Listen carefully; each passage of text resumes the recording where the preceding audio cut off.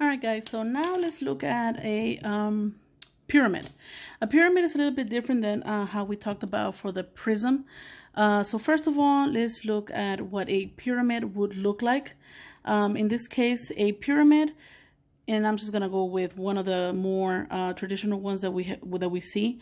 A pyramid has a rectangular base, and then it builds up with triangles all around it. Remember, this one only has one base because the other one would be the point where the other or the rest of the the triangles would connect.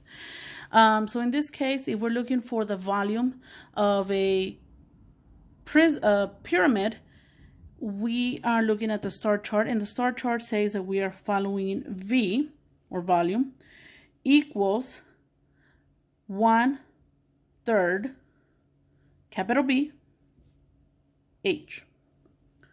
Now, you know me.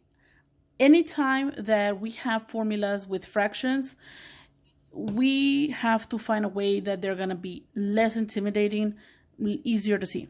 So the way for me, my suggestion is ignore that one, because you know that it's going to stay the same as B and H. And we're going to keep that divided by 3, but we are going to move it over and put it under our B and H.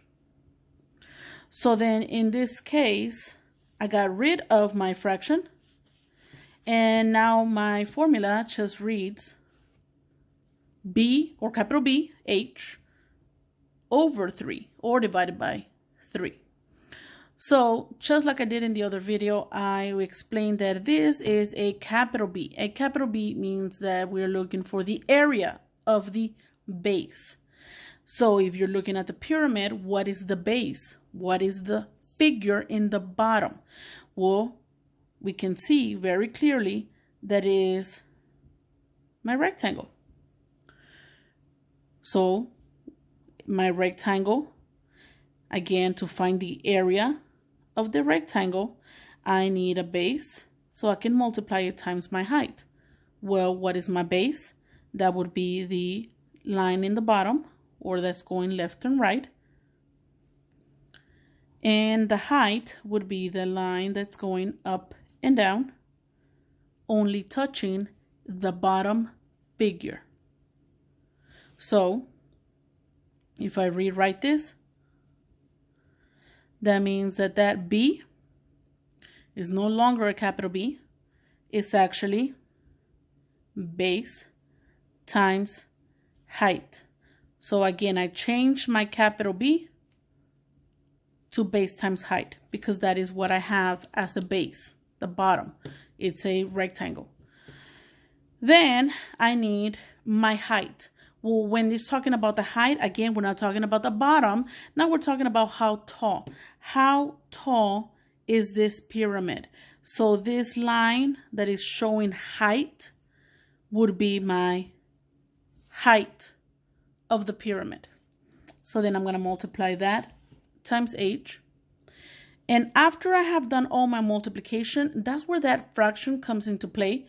And I am only going to be using the bottom, the denominator, because the numerator is 1. So that means that anything on the top is going to stay the same, because anything multiplied times 1 is going to stay the same. Then I'm just going to bring over my division sign. Remember that this line will be showing dividing by 3. So again, to find the volume of a pyramid, we're going to be using the same concept as the volume of a prism, except we are dividing now by 3.